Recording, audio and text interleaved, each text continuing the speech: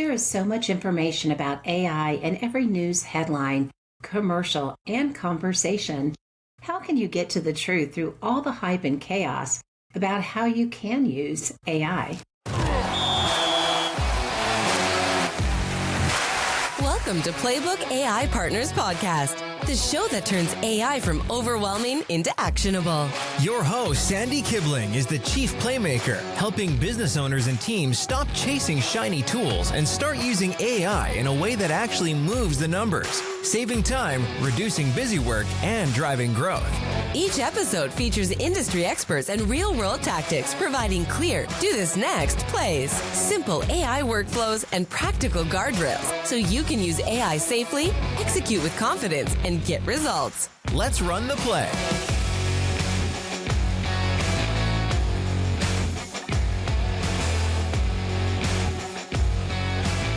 Well, hello everyone, and before we get into the show, I wanted to highlight a few things. One, make sure and check out the Signature Playbook Series course. In this course, we cover the foundation of AI, and not starting with 20 definitions, but we start with the models, understanding what those are. We get into the navigator that saves you 15 to 20 hours a week. We talk about the prompting and building that framework that gets you to that one-shot prompt. We talk about AI with authenticity and data and security. If you're looking for that firm foundation to get a good understanding and get ready to launch into AI and to that automations and other things, this is a great course to start with, and it's 50% off. I'll drop a link to it in the show notes. Number two, there's also a free course, and this course talks about how do you choose the right platform. We hear about Gemini, we hear about Copilot, we hear about ChatGPT, but what's the best platform? Check out the free course. It will provide some key tips for choosing the model that works for you. Number three, I want to highlight the coaching and community.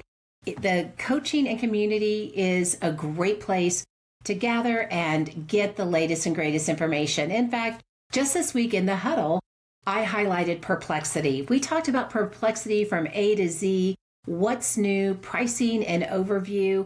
If you missed it, the recorded playback is available, and I'll put a link to that as well in the show notes. And finally, I wanted to highlight that if you are into AI and you're thinking, I'm ready to build workflows and automations, the Winning Edge course, Workflows and Automations, will be live more toward the end of April. I'll keep you posted on that, so be on the lookout for that. And now, on with the show. Hello, everyone, and welcome to the show, Turning Chaos into Insight, How AI Structures Information to Find Truth and Authority. There's so many topics around AI in the news, blogs, social media, and beyond. You hear about all the ways AI can help, but what about the structure and, in particular, the information you receive? Who is deciding, AI or you? To help us get into this topic today, I have Jason Wade on the show. Jason is the founder of Ninja AI and the architect behind what he calls AI visibility architecture. His work focuses on how businesses and leaders are interpreted, trusted, and recommended by AI, systems like ChatGPT, Gemini, and Perplexity. Jason is also a podcast host, and through his podcast, AI Visibility, and his book of the same name, he explains how authority and discovery are changing in an economy where machines increasingly decide what information gets surfaced. Welcome to the show, Jason. Thank you so much for having me. I've worked on my site so much, and like how I do stuff, you'll see, I just turn off my brain and I let the information like tell me about me, and then I read my site and I'm like, oh, this sounds legit. And I was like, I'll be honest, I know what the hell AI architecture or visibility architecture is, whatever. The AI started using it, and I was like, that's a good term. That sounds legit. I know. Yeah, but that's how it's supposed to be, because like that's what I learned is it stops several times a day and it says, Jason, stop giving me information, stop giving me data, stop working on this problem. Here's the answer. If you give me 20 more prompts, 20 more searches, it's going to be the same damn answer. And I'm like, well, thank you for saving me time, right? So that's what it's like with you, hearing you introduce me, I'm like, oh, that's, and you'll probably send me the transcription, right? And then I'll take, or I could rip it on, my stuff. And then I dump it into GPT, and I'm like, How'd that go? I do. And it's like, Jason, you got to stop talking about politics. You got to start, and I'm like, okay. So it's a constant like refinement loop. I mean, let's be honest. Like, and so that was a long way of saying, thank you for the introduction. It's a lot better than I would have written, and the AI would have written it anyways. Well, but let me So ask yeah, you this though. So that was great though, and it was a great bio. But I mean, is there anything I'm missing, or maybe share with us kind of how you've gotten into all of this AI visibility and architecture, and how it's led you on the journey you are on today? so I've been an entrepreneur since I was a kid. Like I remember, my mom didn't remember this, but we'd go to Sam's and I'd buy, oh, what was it? Oh my God, I'll remember it in a second. It was gum, little packets of gum. Like, remember, do you ever go to Sam's? Remember those big bags of candy, right? Yeah. And it was like what was it called? It had like a hard candy on the outside, and when you chewed it, and this was literally, oh my God, this was probably, Was it I the mean, this is burst gun, the ones you chew and it squirts the it, burst? it wasn't those. I was never a big fan of those, but like this Okay. was literally 41 years ago. I'm 51, or more. Actually, it was probably longer than that. The hustle started. That's a long way to say the hustle started, right? Those Yeah. juicy ones, I've never enjoyed those. The juice is too much. I'm like, Yeah. chill on the anyway. So, anyways, it's a long way of saying, like, I remember when I first kind of started doing well as an entrepreneur, and it was weird because like I had friends, and God bless them, but they'd be in call centers and they'd say, hey, I get a job, because they thought I was unemployed. I was like, man, I make like 5 times what you, I didn't say that, right? But I was thinking, thank you so much for the opportunity. But that was that's when I started doing well, right? E-commerce, early days of e-commerce, because I was early days of SEO. So, at a company, I was the first, a big magazine company. I was the first online marketing. I was thinking literally nobody else knew what I was talking about. The COO, the CTO, they were like, I don't know, you seem passionate about it, so maybe you know what you're talking about. And I was literally, I got the interview and I read, remember the Dummies books? I don't know if they're still Yeah. around. I Mhm. read SEO for Dummies. And you know what? That's where we're at now.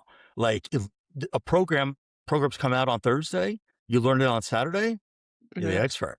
You could literally go on LinkedIn, type in that thing Mhm. and say, hey, by the way, I'm the world's expert on this because I took 4 hours on Saturday to digest it. So, I would, I used to have a trouble when I started doing well, like saying, what am I? And I remember because like, that was like the days of Tim Ferriss. And I was like, I'm a global entrepreneur. And I was like, this is the stupidest, cockiest thing ever. So Yeah. basically, I'm an entrepreneur, a serial entrepreneur, right? And when things happen, I'm like, like an artist or a musician, you could tell, or like with you, what you're an expert at. It's like the Mhm. Malcolm Gladwell 10,000 hours. You know it in a second. I'm really good at bullshit. I could tell Yeah. when somebody's bullshitting in a split second. I could tell when Mhm. they walk in the room. And I'm not a genius. I've seen a lot of people walk in a room like arrogant jerks and lie to me.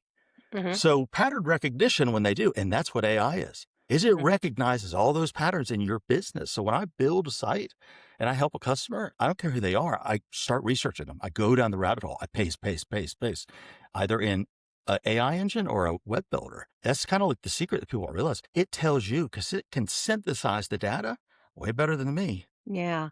Well, interesting on that part because I think there's so much hype out there. And I think it's hard to determine where people range in terms of knowledge. Are they just figuring it out? Are they still on the hype bus? Are they digging in, building workflows and automation? It can be confusing. So, my audience is a wide variety. So, let's break it down. We kind of talked about that AI visibility, but what does that really mean? One, and two, why do most companies misunderstand how AI systems decide and what the heck to trust? The worst thing people do is listen to their SEO people. The worst thing, Mm, right?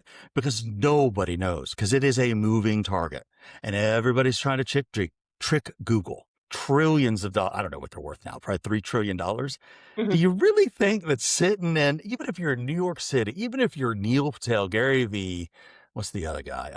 Some Dean or Brian something. I don't know. Like nobody's smarter than the AI. Nobody's smarter than Google, right? So you say, what do they want? You say, not what's that little trick with doing FAQs? And I've done all of it and I've learned my lesson. You're like, you don't learn until you fail usually, unless you're smart and you learn from other people, which I don't do. But it's all these things. But anyways, long story short, at my age, you're much younger and probably your audience is as well. But like I remember brochures. I remember black and white TV. I remember, 3 channels, 4 channels, right?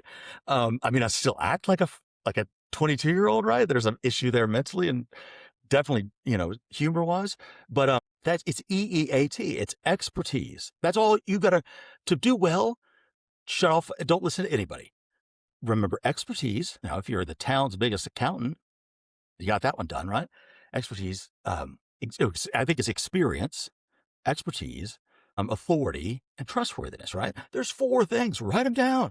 And so what can you do for each one of those 4? It's not just your website like everybody tries to sell you. It's not your meta tags. It's not all this junk. It's that you blog once a day. If you blog once a day, 200 days a year, working days, that's 200 extra pages equivalent. And 1 or 2 or 5 of those are going to resonate because I don't plan people. It disgusts me. It always has people who plan their social media. Like, you're taking the soul out of it. There's a ton of soulless stuff out there, right? Like I'll have a bad day and I'll be like, AI and bad days. That's my therapy for the day, right? But that's the thing, because that's going to resonate with somebody, right? Because that's the thing is those 4 things within that framework: join Better Business Bureau, speak at an event for free. And when you do, write a blog post about it and send somebody. With AI, you write your blog post. You go, okay, like with this podcast, you can write a blog post. I could write a blog post. Oftentimes I write a blog post for the host, whatever works, right? It's those things. People just need to realize, don't complicate it. Today, fix your Google, post a picture on Google Business, your Google Business thing, and update your description. Tomorrow, I hate LinkedIn, but don't forget about LinkedIn. I have a lawyer. He does not want to do it. And I said, Fred, I'll do it. And he said, why? It all sucks. I said, yeah, it sucks. Everybody hates LinkedIn, but it is. It is just like while Google's is, while taxes are, it is a reality. I said, it's the second thing that shows up when somebody searches your name. So It sounds like you're saying kind of going away from the search engine optimization, SEO a bit, and using AI more. But what about how do we deal with this particular question? Why do most companies misunderstand how AI systems decide what to trust? I mean, you put in this prompt, you get this information, you're trying to update your website or whatever, but should you really trust that information that you're receiving? no, 100%. It's gotten better. I used to say it's 80% there. I'd say maybe 85 now. I wouldn't say 90. But it's not there, and it shouldn't be there. That's why Anthropic's like, yo, don't use our stuff that might be 87% there, because you're 13% of the time you're going to be making mistakes, right? So I tell people, do not trust it. Give it kind of like me in conversations, way too much information. TMI. The AI knows it's going to filter out the 25 words that really were significant in what you said, right? And when I said 20 times, it's going to be like, whatever, Jason. You want analysis? No, I don't. I tell people, speak into it so you give it more context. Do not trust it ever. I tell people, refine it 5 times. It's a draft. It's literally a draft. It gives me stuff and I'm like, this is horrible. It's like, yeah, that was bad. Why did you give it to me? But it is what it is, right? So once you refine, especially with writing, I say this every time, and I probably should say it. My ex-wife's lawyer uses ChatGPT. Her content is good. I'm just going to be objective and honest. It's good stuff. The advice is good, but it's GPT from 3 miles away. And people need to, I told a guy that, my lawyer actually, I said, dude, do you want advice? And he said, yeah. I said, you got to get away from making your stuff look like AI, because right now you can get away with it, right? Wow, that's formatted. Great. You probably did a great job on that email. But next year or in 3 months, people need to they need to fake the AI. And you know how you can fake it? When you get that first result from a blog post that you wanted to write about hip hop and gardening, say, no, make this my voice. And if you use GPT so much, it knows, because if you search flowers and you've searched Kanye West or whomever, and it pulls in that context, and you say, write it like me. And then you want it to be good. You say, write it like Carl Hiaasen. So it's got that ironic, dark sense of humor, right? It knows. And then refine it 5 times by the time, and then say long paragraph, natural sounding, and then do this, make it sound like it's not AI. So I don't look like I'm hacking it, right? And it'll come out. It'll be better. Because especially if you say, make it read like a New York Times weekend lifestyle correspondent or whatever, right? It knows what you're saying. Just like if you said, make it look like a Porsche, curvy, not too angular, classic style, all that stuff. One of the things I always teach my clients, I call it a navigator, but I really teach people putting in those project files to help build your business. Tell AI about your business. I'm not saying it's a perfect science, but I do find perfect. I've tried it, and I find that by putting in those files, whether it's a business summary, whether it is providing an email about your tone, I do find that you get better results. Also, seasoning that with prompt framework. I think a lot of people still think, and I was one of them. So 10 fingers pointing at me that you can just throw in what you want, but there is a science to the prompt framework to help you get that one-shot prompt. So you can better the data that you're getting from AI so that it's not just, the stuff that you're having to refine 5 times, but hopefully get it a little bit better. What do you think about that? Totally. See, I I was helping my sister-in-law, former Mhm, sister-in-law, mhm, with some stuff or whatever. And I give everybody the same advice. At this mhm, point, it's my advice. Speak too much into it. Always mhm, refine. Always, always. mhm. Um, just don't trust it. The worst thing and the best thing about AI is M dashes. I don't want there to be an M dash because I don't want somebody to call me out on the AI, right? I want them to be like, I don't know, so I'm not going to call them out, right? But when I remove the M dashes, I read the stuff. Surprise, surprise, I actually read what I wrote and I'll change it. I'll edit it. So it's back in like my day when you did an outline. You could M steal, dashes. What do you mean M dashes? What do you mean by so that? they're the double dashes that you see. That's what my ex-wife's lawyer don't know, right? Everybody knows when they see the M dashes, when they see excessive emojis. I'd never get an emoji anymore because I probably said 15 times, do not give me another stupid emoji because I don't want to delete them. But I go through, I went on my site, I got emojis from the early days. That's so embarrassing, right? So I would encourage people, don't trust it. Just like if it, this is what people say, it's a very smart intern. Would you trust an intern to be perfect? You're the expert at what you do, right? They could get it 80%. It's the same thing, 80, 95%. You got to polish it. You got to say, no, you didn't use a comma. You spelled this wrong, whatever. My ex-wife, she would read books every time, notice a spelling an error. Like that went through a professional, a writer, an editor. Now you go through AI and probably never have spell checks, never have errors. So anyways, the key unlock, I encourage people just to don't try and understand it. Just do it. And if you don't understand it, that's fine. There are things I understood something yesterday that I have not understood in like 8 months. And it's embarrassing, but, about AI and stuff. But I was like, oh, it clicked. It finally clicked. If you want a really good blog post, refine it. Like I said earlier in that framework, you could Google it. How can I make this sound natural in my own voice? Perfect.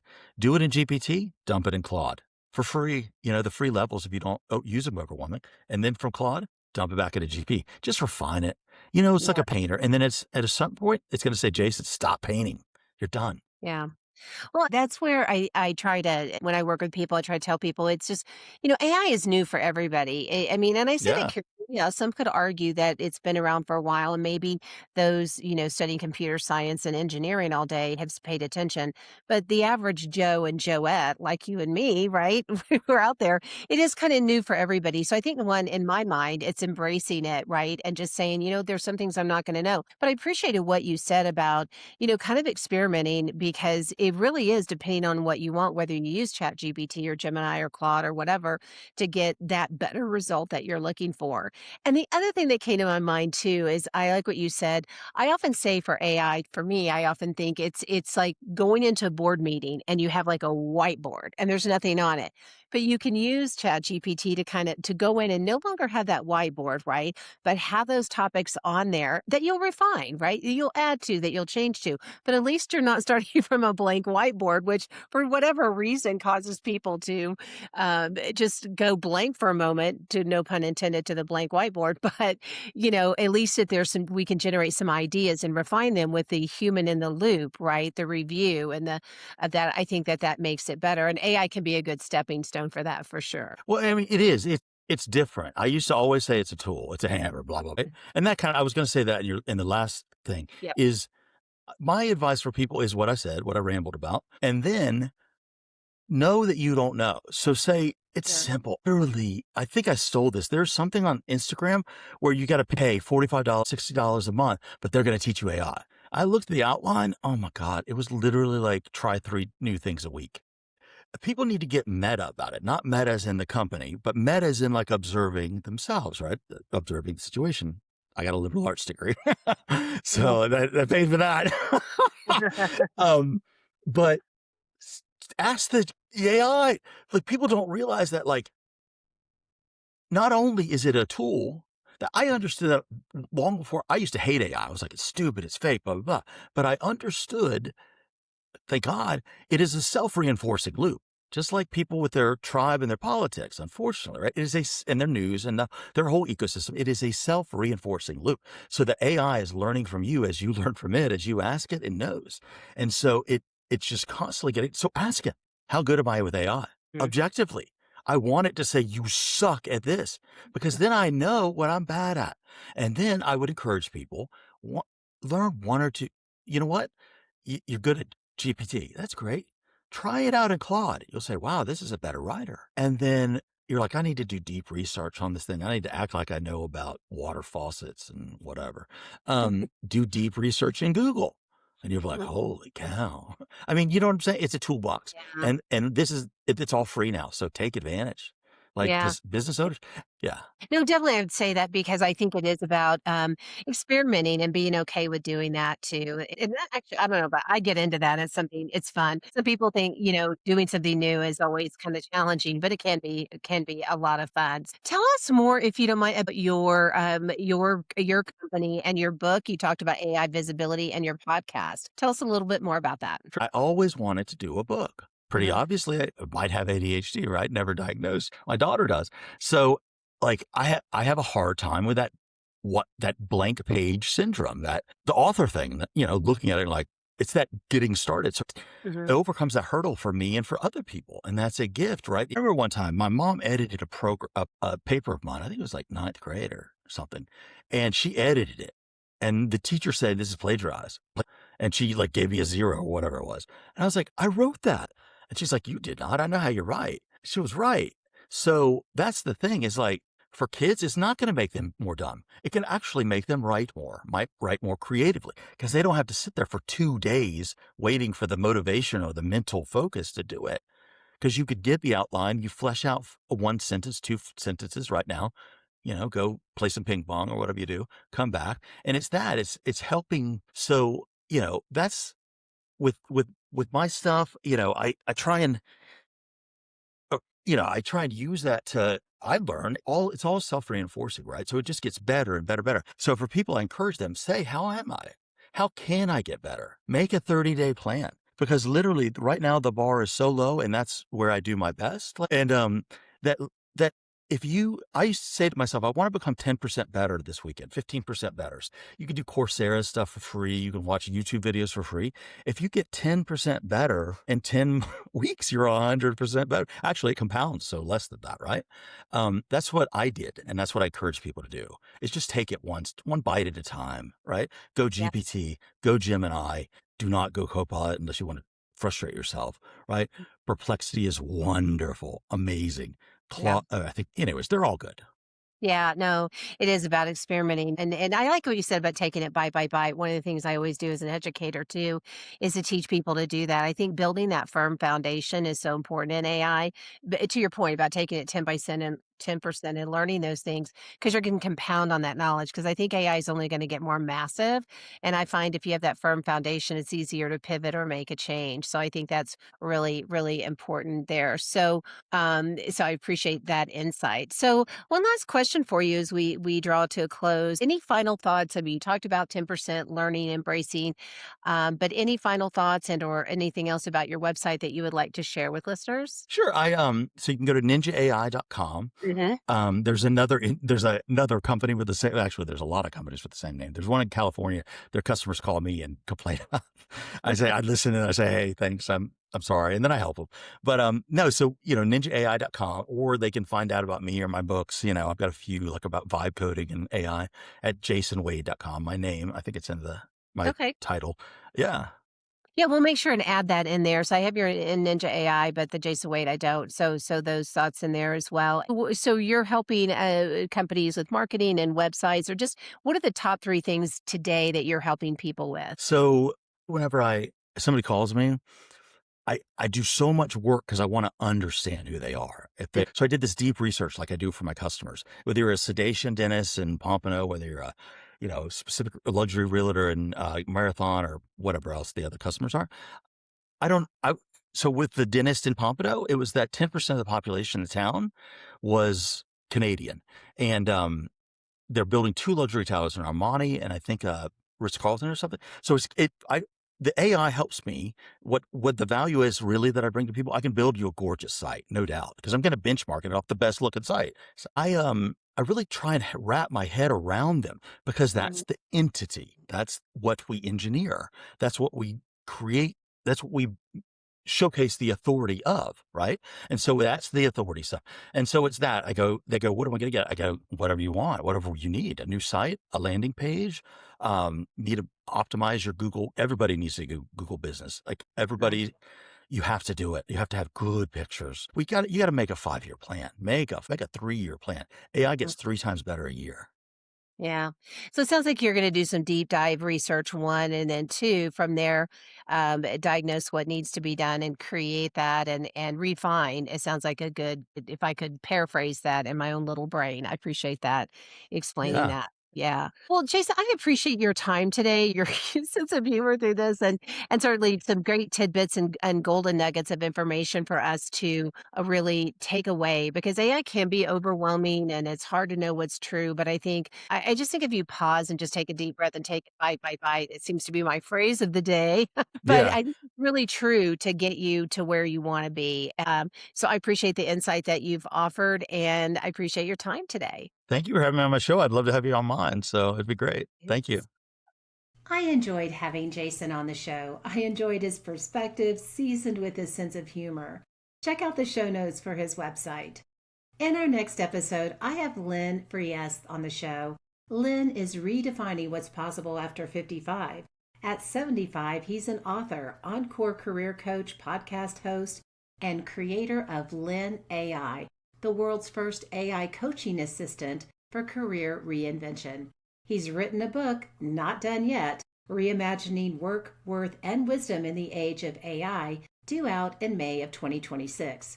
The book challenges the conventional retirement narrative, showing high-achieving professionals how to leverage their accumulated wisdom in an AI-transformed economy. Lynn lives his message. Experience isn't a liability in the AI age. It's your competitive advantage. Until next time, take action, execute, and let's run the play.